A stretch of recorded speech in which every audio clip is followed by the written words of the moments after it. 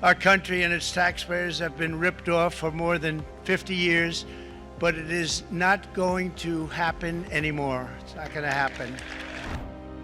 President Donald Trump's latest tariff policy has drawn sharp attention, not just for its sweeping scope, but for the nations it left out. More than 180 countries and territories now face reciprocal tariffs, a move the administration says is aimed at leveling the playing field against what it calls unfair foreign trade barriers. But missing from the list are some of Washington's most well-known adversaries: Russia, Iran, North Korea, Belarus, and Cuba, as well as two of America's largest trading partners, Canada and Mexico. Meanwhile, some small nations, including Vatican City and Palau, found themselves unexpectedly targeted by Washington's trade crackdown. The omissions have raised questions about how the White House determined which nations would face new tariffs. Here's why these countries were left out.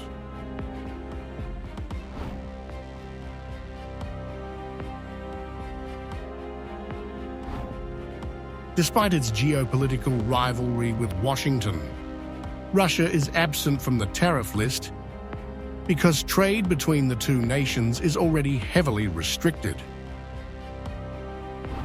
US sanctions imposed after Russia's invasion of Ukraine have slashed imports, particularly in energy, metals, and industrial goods, most of which are either banned or require special licenses. With trade already minimized, reciprocal tariffs are unnecessary.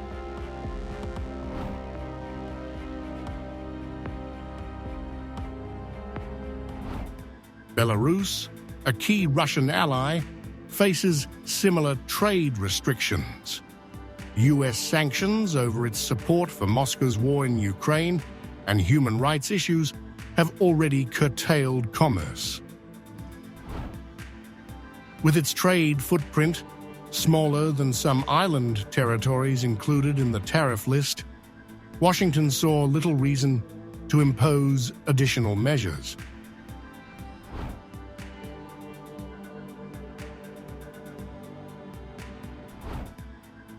Iran's absence reflects its near-total exclusion from US markets due to decades-long sanctions that prohibit most trade.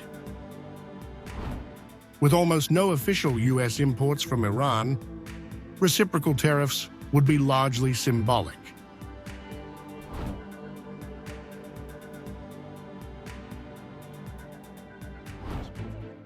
North Korea remains one of the most sanctioned nations on Earth. US restrictions have virtually eliminated trade between Washington and Pyongyang.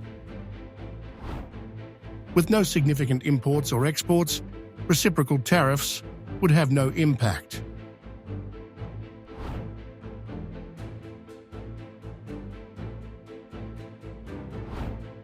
Cuba's exclusion aligns with its long-standing US embargo, which has severely limited trade for decades. While minor agricultural trade occurs under specific licenses, the overall volume is too small to justify inclusion in the tariff policy.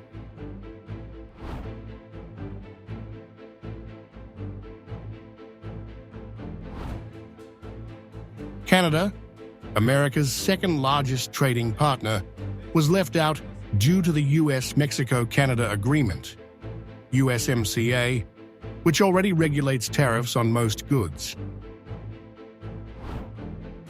However, non-compliant Canadian goods, such as aluminum and steel, remain subject to existing 25% tariffs, while energy and potash are taxed at 10% under emergency orders tied to fentanyl and immigration policy. These pre-existing measures remain unchanged.